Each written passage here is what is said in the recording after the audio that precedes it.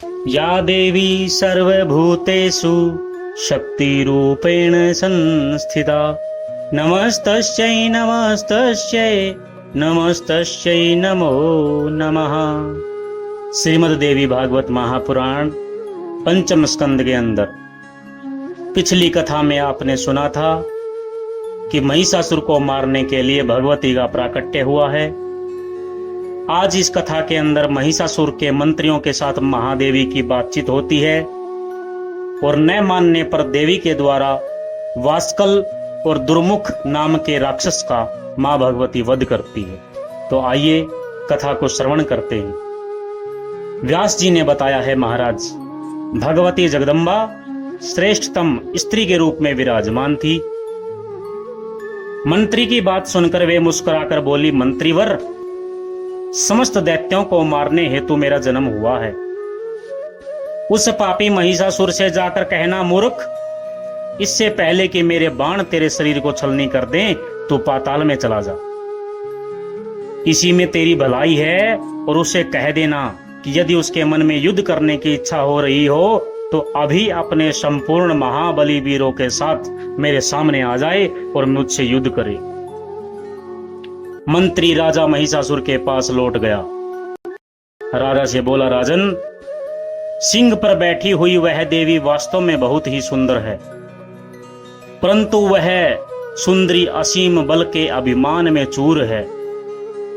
महिषासुर मंत्री से बोलता है कि तुम युद्ध करने के लिए उसके पास जाओ, उस स्त्री को धर्म पूर्वक युद्ध में परास्त करके मेरे पास ले आओ। मंत्री ताम्र महिषासुर को प्रणाम करके सेना के साथ युद्ध करने के लिए चल दिया। ताम्र मंत्री ने भगवती को देखा। उस समय भगवती सिंह पर सवार थी। ताम्र भगवती जगदम्बा से बोला, देवी, महिषासुर तुम्हारे रूप और गुणों पर अपने को नौछावर कर चुके हैं। उनकी हार्दिक अभिलाषा तुमसे विवाह करने की। व्यास जी कहते हैं, ताम्र की बात सुनकर भगवती उनसे बोली, ताम्र, तेरा मूर्ख राजा महिषासुर अब मृत्यु को गले लगाना चाहता है। इस प्रकार कहकर भगवती जगदम्बा ने बड़ी अद्भुत गर्जना की। उनकी घोर गर्जना सुनकर ताम्र भय से कांपने लगा और वहां से भाग करके महिषासुर के पास आया। अत्यंत क्रोधित होकर महिषासुर ने वास्कल और दुर्मुख को देवी जगदम्बा को बलपूर्वक पकड़कर लाने की आज्ञा दे दी। आज्ञा पाकर के महाबाहु वास्कल और दुर्मुख देवी जगदम्बा को पकड़ने के लिए चल पड़े। मदोन्मत्त होकर के दानव युद्ध भूमि में पहुंच गए और वहां भगवती जगदम्बा उपस्थित थी। वे दानव पूरी शक्ति लगाकर देवी से युद्ध करने लगे। वास्कल और देवी जगदम्बा में घोर संग्राम होने लगा। भगवती के पास एक अर्धचक्र चंद्र नामक बाण था, जिससे भगवती ने वास्कल के धनुष को छिन्न भिन्न कर दिया। धनुष के टूट जाने पर वास्कल हाथ में गदा लेकर के देवी पर वार करने लगा तो देवी ने अपने त्रिशूल से उसकी छाती पर भीषण प्रहार कर दिया। त्रिशूल के लगते ही वास्कल जमीन पर गिर पड़ा और उसके प्राण पखेरु उड़ गए।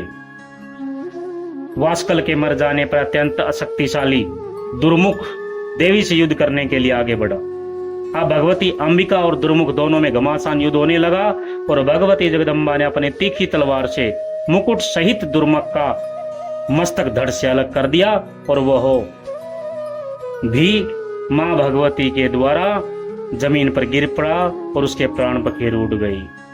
जगदम्बे माता की जय।